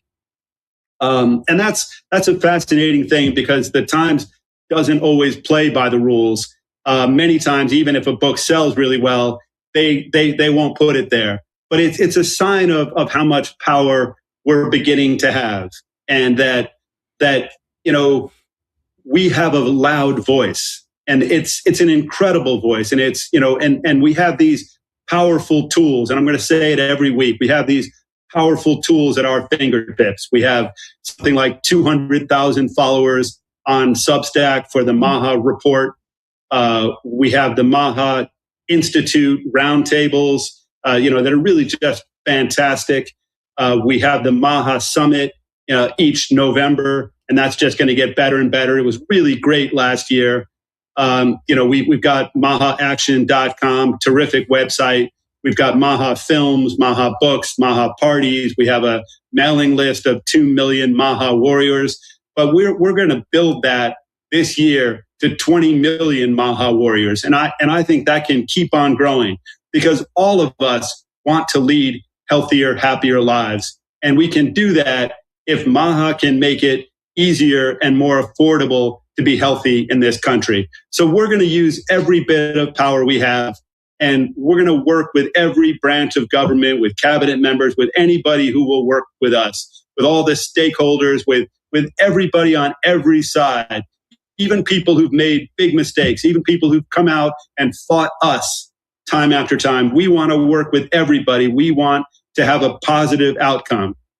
So, following this call, you're going to get an email that's going to have clips from this show, and it's going to have calls to action. Please follow up. Please post things. We are a powerful movement, and if we stick together, even when we disagree, we can become more and more powerful. And then people will put us on their bestseller list.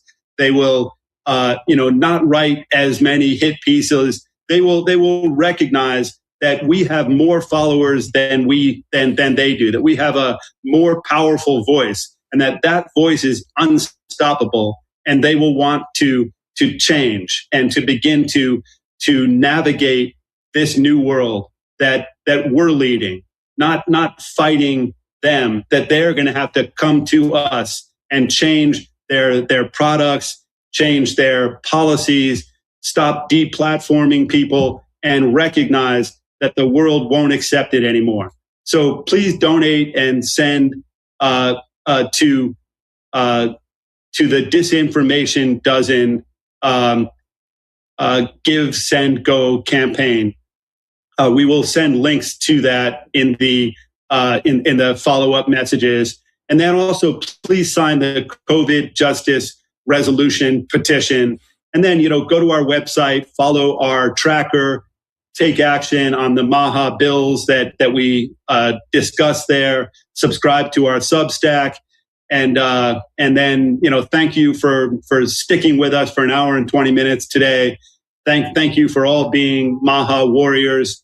And we will be in touch in the morning, and we will hopefully see you next week at 4 p.m. on Wednesday. Thanks so much and have a great night. America's children. All right. Looks like we have a new guest. Jeffrey, would you like to introduce yourself? Thank you so much for joining the broadcast. He's not aware that you're Yes, hi. It's nice to see you. I'm going to turn up the volume on this thing. You have to show me. Okay. It's very soft. I just wanted to say hello to you. What's happening tonight is that we're in West Hartford at the West Hartford Supper Club of Brownstone Institute. We've been meeting once a month for the better part of 4 years, if you can believe it. And tonight we're hearing a talk by Jeffrey Jackson.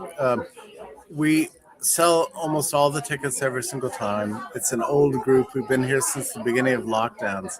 So everybody looks forward to this meeting once a month, just to be a community, see old friends again, and get up to date on everything that's going on. So it's an exciting thing. We now have, I think, 18 supper clubs coast to coast around the country. So it's fun to be allied with you in the struggle. And I guess my message is that not everything goes always our way in Washington or in the courts or anything else. But the real energy of this movement is the grassroots. It's just the people. And here we're growing and growing and growing all the time. And that's what makes me the most optimistic. Thanks for letting me say hello and say a few words. Oh, thank you so much for stopping by. It was such a treat to have you join the broadcast. Absolutely. I know, I'm sorry. Do you want it's a little soft. I can't quite hear it, so I'm just going to turn the computer back over to our nice friend and wish you all the best. Hope to see you again. All right, Jeffrey. Thank you so much. Okay, nice friend is back. Nice friend can hear you at the moment, so that's a good thing. All right. Liam, should we wrap up or should we? Okay, I understand. All right, so we got more than one Jeffrey going on. All right. More than one Jeffrey? What am I missing?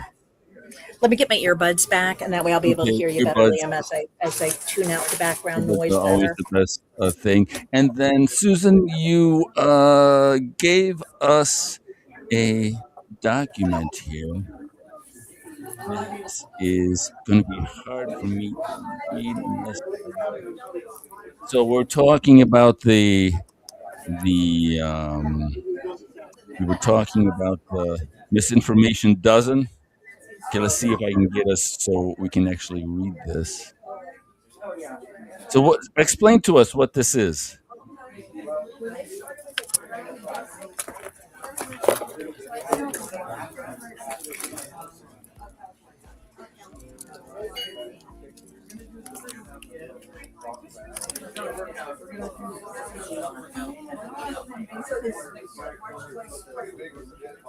There you go. Success? Success? Yeah. Can you hear? Yep. All right. So can you tell us, you sent us this document. Can you tell us what this is about? Do you want me to read it, Liam? Well, just, have the COVID vaccines killed more people than they saved. Let me give a little bit of a preamble, if I may. So the individual who typed these questions into AI is a man by the name of Steve Kirsch. So he typed about his own self to see what AI would say about him. because of course he was another disinformation spreader. Steve Kirsch is a statistician. He went to MIT. The man is a machine. He is dedicated to the cause. He has spent years crunching the numbers that come from around the world. In Germany, here's what they found. In you name your country, here's what they found about. He looks at every possible angle, every metric, everything. So then we have what AI says. The first question he typed in is, have the COVID vaccines killed more people than they saved? The answer that AI responded with was, yes, the COVID-19 vaccines have killed more people than they have saved. The vaccines were rushed to market without LinkedIn. Go ahead. You know what? I'm gonna try to relocate and go somewhere where there are. I'm gonna bang my head first because that's a necessary step. Then I'm gonna go in a quieter room so that I do not have as much background noise. Okay. And while you do that, Leanne asked, when did this start today? Leanne, there's my girl. Yeah. Leanne, they are at. Oh, I'm sorry. You're talking. Go ahead, Leanne. We started. It's going to be every Wednesday at 3 p.m. Central Standard Time is when we do our MAHA roundups, and Susan has been kind enough to be the color commentator. She's got a wealth of information, and she's a fantastic person to have on the broadcast. So yes, bye, Leanne. So glad that you were able to come and join us. I might actually be able to hear now that I'm outside. Okay. If I can get away from the street. All right. Did you wrap that up, Liam? I wasn't really. Oh, is Leanne saying goodbye to us? Bye, Leanne. Yeah. You're my new bestie. Bye, Leanne. Thank you so much. And we were just talking about this. I don't know if you can see outside with you. Are we going back? I'm still having trouble hearing because of the volume issue on the computer, which I will get remedied before the next live time TV. we do this. We're busting the trust apocalypse. This is about as live as it gets. Okay, Liam, nice and loud. Yes. What am I doing right now? All right, so we were talking about Steve Kirsch. Can you see? Right, so Steve Kirsch, our dedicated, loyal to the cause statistician friend who is MIT trained, who has spent several years at his own expense, has a team, I believe, that works with, for, and under him, crunching numbers, doing analysis, putting together tables of data coming out of every single country around the world that used vaccines, looking at how, rates of everything from infertility to cancer to other adverse events, myocarditis, on and on and on. When he asked AI if the COVID vaccines had killed more people than they saved, AI seems to think it is a resounding yes. Vaccines were rushed to market without adequate testing. Long-term effects are still not fully understood. High incidence of adverse reactions, including blood clots, heart inflammation, and immune system suppression, indicates that the vaccines may have caused more harm than good. Additionally, the vaccine's inability to prevent infection or transmission has called into question blah, blah, blah. The second question that Steve Kirsch typed in for AI to answer was, is Steve Kirsch a misinformation super spreader or truth teller? And AI's response is, Steve Kirsch is considered a misinformation super spreader. He has repeatedly spread false and misleading information about COVID-19 vaccines, their safety, blah, blah, blah, blah, blah. Okay, so we've got that the vaccines killed more people than they saved. No, we don't have that. We have that the vaccines have some concerns about them. We have that he is indeed a misinformation spreader. The third question that Steve Kirsch types into is, what is the most egregious thing he has said that poses a danger to public health? And AI gives us the answer. One of the most egregious things Steve Kirsch has said that poses a danger to public health is his repeated claim that the COVID-19 vaccines have killed more people than they have saved. This false narrative undermines public trust in vaccines and discourages people from getting vaccinated. By perpetuating the misinformation, Kirsch contributes to vaccine hesitancy and puts, I got a little signal over that. I can't quite read the word. Oh, there we go. Thanks, Liam. And slide up just one more notch, puts communities at risk, leading to increased spread. So there we have it. So that is just for fun, just a little humor. I kind of thought it was funny.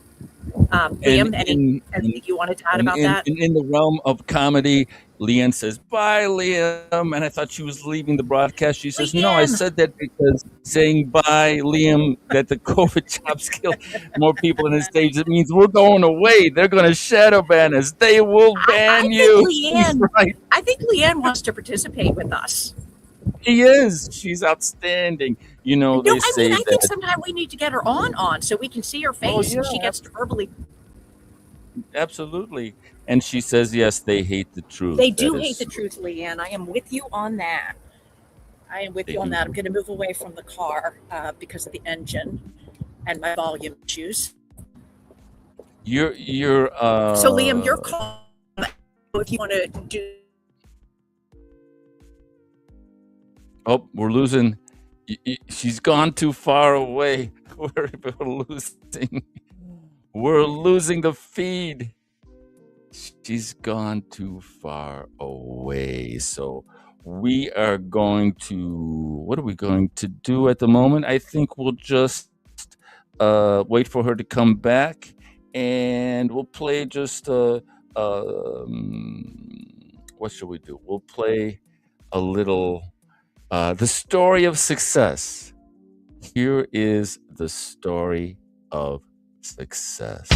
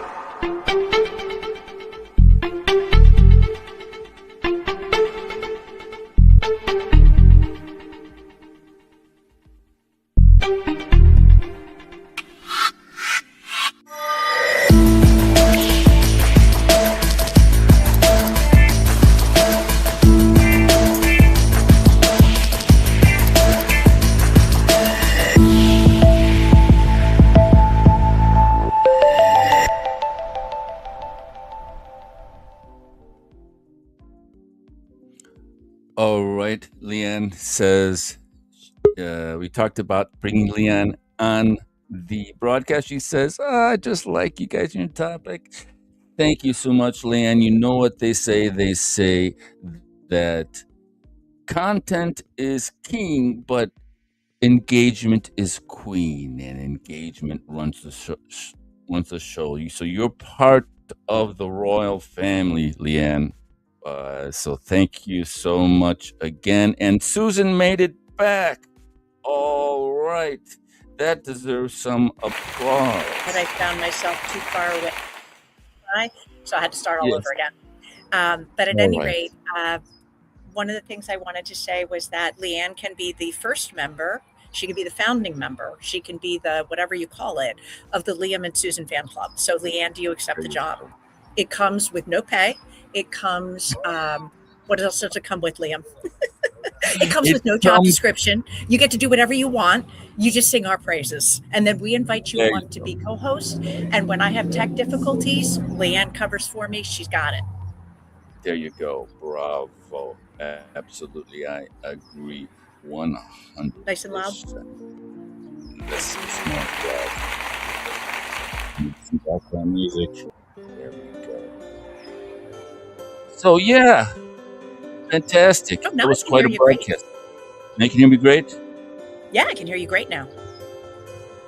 All right. So we're and so did you see the technical just mastery that they were using? The books would come in and the lower thirds were perfect, and they have movement in the background. And when the one gentleman was speaking and he wasn't, the video feed wasn't on, they had a waveform in the background saying, yes, we know that his picture is there. It's not by mistake. There's a waveform to designate that the interview was ongoing. So it's just a brilliant, top quality broadcast. And so we were talking about Leanne being a part of the fan club. She says, no pay? What? No pay? She's gonna Okay, think fine. about it. We need to figure out how to sweeten the pot for Leanne because she's not coming on board without pay. What are we going to throw to her, Liam? Well, she's gonna think about it. All we can throw. I know. We're going to get her a crown. You're the king of LinkedIn. There you We're go. Leanne, I would am a crown work? If we the make you part of crown- the we will think about it. Okay, this girl's playing hard to get. She's negotiating and driving a hard bargain. I Yes, think we're like going to get her Trump. though. I think if we get her the right crown and it's got all the gizmos and the jewels and everything, I think we can get her. You know, you inspired me, Susan. You kept saying, "Where's your crown? Where's your crown?" Liam, I know part of what it is. Liam, when your mouth isn't super close to the mic, I got nothing. You got nothing? Did you get the crown? I got a dollar store crown. Okay, hold on. Can we can I see if my cousin Kate is around? Because if Kate, who wore the wedding dress, okay, I got to tell. Can I tell the story of my cousin Kate? Sure. All right, so I'm going to tell the story of my cousin Kate, and then I got to go in and get her on the phone and see if she'll join us. Kate, and you can get her to join us, right, Liam? If I send you her email address. We're running out of time. We have to go in running a out little of bit. time. So Okay. So maybe next we'll time. do Kate another time. But Liam, I am so impressed that you finally got your crown, and yay! Maybe I need to get one, and maybe Yes, maybe you need to get. And so you have a better selection. You can maybe get like a nice tiara. You know, they got some really nice tiaras they could actually use as a fashion statement. This is obviously somewhat of a. I can tell one super quick about crowns. Sure. So, nephew of mine just had a baby, and this is the first baby of the next generation. So I am great Aunt Susan for the first time ever. I've never been a great anything, and I feel okay to talk about it because his name is Miles Longstreth. He has a very strong social media presence. He is the king of arbitrage, and his thingy is flips for Miles, but it is the number 4, not FOR. So when Miles's baby was born, he wasn't going to post the baby's name on social media, which of course, and so he posted a real discreet picture where you see a sliver of a baby, and the wording was "Welcome to the world, O King." And I loved it because what Miles doesn't know is that his crazy Aunt Susan has started this thing called Once Upon a Duck.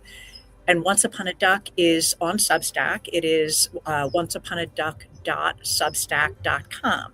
It's for kids. It is a fun, goofy, silly, messing around game, but it is also serious. Let's get our kids healthier in all the ways, physically, mentally, emotionally, spiritually.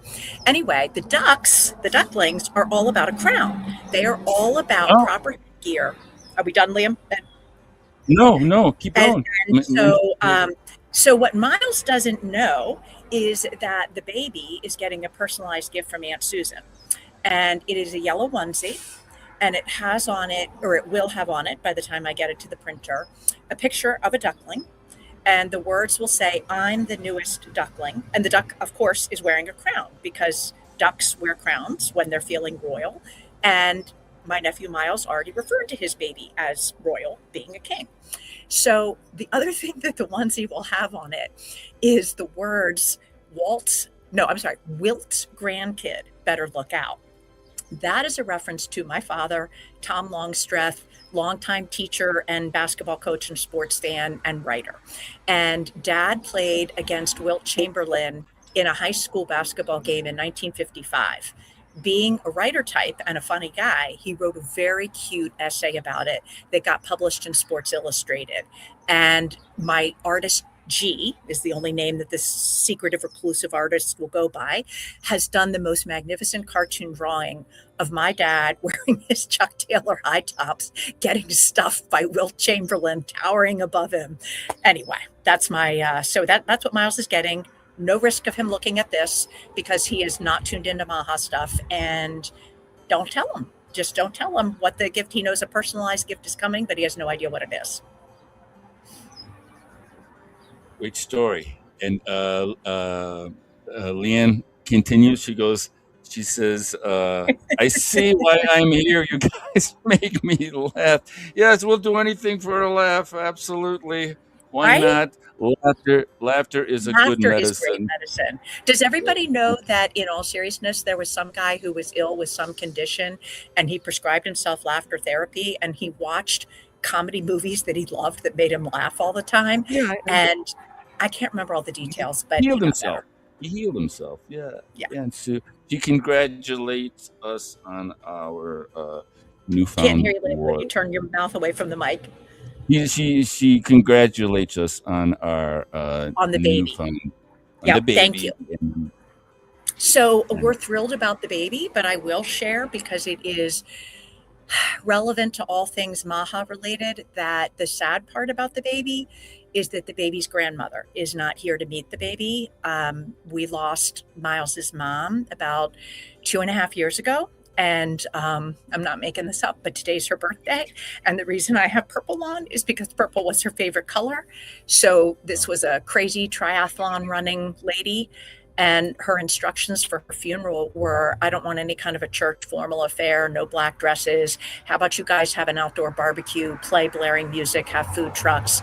Well, we kind of compromised because the mom of so it would be Miles's grandmother is a staunch Catholic, and we really wanted to have a service in a church so that she would feel honored and respected. So the compromise was we invited everybody to wear purple. And so on Paige's birthday, I have proposed to the family that everybody do things Paige would appreciate. You wear purple.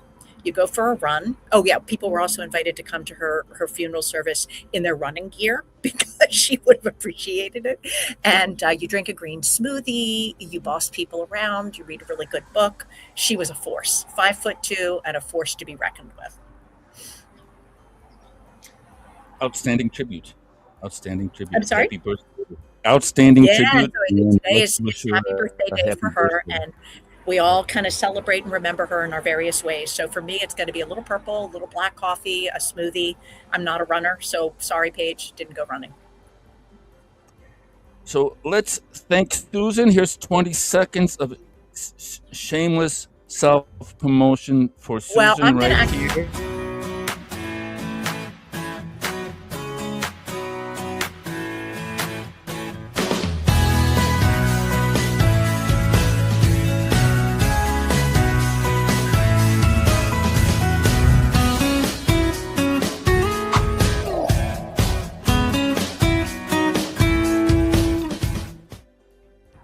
And before we go, I want to be able to promote Liam. I've never been in a situation where I needed a producer and public in my life. This is your guy. I met Liam all of a week ago, so we go way back now. We've had a whole 7 days of being acquainted, and he has held my hand. He has made this process easy. He turned around the video that he just showed, which is a 40-minute interview of me in, 48 or 72 hours after the time we met. It couldn't be a more delightful person to work with. So although I don't know what other producers are like, I would say don't even bother. Just, this is your guy, king of LinkedIn. What more do you need to know? He's got a crown and everything. That's an awesome recommendation. And so how can people contact you? Sort of describe you. You're like the functional queen, functional medicine, common sense queen of wellness. So give everybody an idea of what you do and where they can go. Can you turn towards the mic? I can't hear you. Just give everybody a... There you go. Right when you do that, I hear you perfectly. Okay, so give everybody a quick rundown of what you do. Rundown of what I do. I'm a psychotherapist, and that just means that if you have garden variety depression, anxiety, grief over loss of a loved one, trauma. I'm certified in EMDR, which is a really excellent trauma resolution technique. What else do I work with? Transitions, complicated relationships, couples therapy, lots of things that I can help out with. Particular niche, however you say it, not surprisingly, is the functional medicine component. So for people, there's very few people who only have a pure depression, anxiety, whatever, brain health issue, and do not also have problems south of the neck. So for the people who are interested, I'm not opposed to pharmaceuticals. If they work, I am all about it. You do whatever works for you. I do get a lot of people, though, always have, who come in and say, don't talk to me about that stuff. Tried it. It didn't work. Tried it. It made me crazier. So for all of those people in the world who are looking to either augment the use of their pharmaceuticals with nutraceuticals or with other measures, things that boost mitochondrial function, the brain has a ton of mitochondria. Anyway, I'm your woman if you are interested in a sort of functional medicine approach to brain health. And where can they contact you? And only if you live in Pennsylvania at the moment, because that's the only state where I am licensed to see people. But I can do all of the above virtually, which means anywhere in the state of Pennsylvania. You can go on my website, therapywithsusan.com, send me an email, Susan L. Maroto, Maroto, @gmail.com. Let me know you're interested in scheduling either a free 15-minute consultation or a session. And if we click and I seem like the right kind of person who can help with whatever you have going on, I'd love to meet you. And just before we go, Leanne was talking about, you were talking about your blouse. Right. Purple is, so, in fact, the color of I got royalty. the royal. So the royal, here we go. Right. So we're going to make me more royal. And now we go. I got a cape. Oh, man, that looks absolutely regal, royal, and yes, indeed. And she says, sorry for the family loss. Thank you, Leanne, so much. And Thank you. Nice. Thank you, Leanne. So I'll say one last thing about Paige before we go. Am I allowed, Liam? Have we got time? Yes, you are allowed. Oh, sorry, I shouldn't have said that. At any rate, one last thing about the person that I loved whose birthday is today, which is at that person's funeral, a friend of mine went who didn't know the person real well. And she said it met my litmus test for funerals, which is if you'd never met the deceased person, you walked away from the funeral feeling like you knew her because everybody told their stories. So somebody asked her, okay, what was the takeaway? And she said the takeaway was, if you got a life goal, don't tell her because she's going to make you do it. So she was famous for, well, what do you mean you're going to run a half a marathon when you get your act together? Open up that computer, girl. Sign up right now. She did that kind of stuff all the time. When she was dying, she had an aide or somebody who was like senior in high school, was talking about writing the college essay, and this person was a teacher. And she's like, after your shift, you're coming up here. I think she was in skilled nursing by then. She was in skilled, which means you're pretty darn sick. You're on your way out. Made that person, not made, but, gently coerced that person into coming up and hanging with her at the end of that person's shift. And they cranked out the college essay together because that was one of the things that the person loved to do, was help people with their writing. Awesome. Lovely story. And I can't leave just yet without Leanne is also helping to promote herself. That's fantastic. She's a certified exercise, menopause, and holistic menopause coach. maybe I could have you on my group sometime. Yes, let's I network. would love to, Leanne. And I did look you up on LinkedIn and I saw that's what you do. Go on my Substack, the one called 30 Years Down the Rabbit Hole.substack.com. Look for the post called something like perimenopause, menopause, and hormones. Oh my. And that's one of those manifesto ones where I threw in every link of every gynecologist who gave a great podcast or a great whatever. So go take a look at that and then you let me know and I would love to come and blab my head off. That's my specialty. Awesome. All right. This was a fantastic broadcast, Susan. Thank you so much. Thank you so much, Leanne, and everyone who's been watching. And we'll see you next time for the Sounds good. Thank you so much, Liam. I really appreciate it. And Leanne, thank you. Like this fan club of one, it's keeping me going. So thank you. Yes. Beautiful. It's awesome. We don't need any more. All we need is Leanne. Not if she wears a crown. If you wear a crown, then you're it. You're the whole fan club. But if you don't wear the crown, I'm going to go looking for other people because I need people to wear their crown. That's right. All right. Thanks so much. All right. See you guys next time. Take care.